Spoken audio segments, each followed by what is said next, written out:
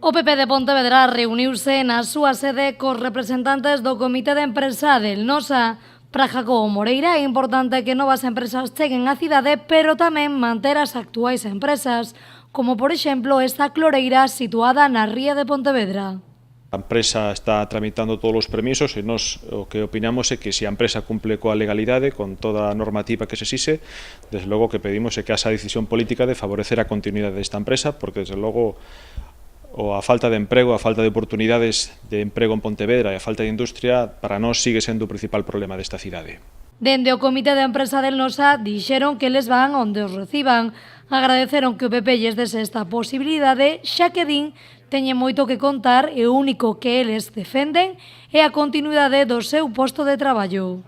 O único que pedimos é, como dixemos en varias ocasións, é que se exixa a nosa empresa os cambios que a lei lle permite, que teñen que facer, é que manteñamos posto de traballo, que o único que defendemos os traballadores del Nosa na calle, aquí nestas reunións, en calquer sitio, vai a ser a defensa dos nosos postos de traballo.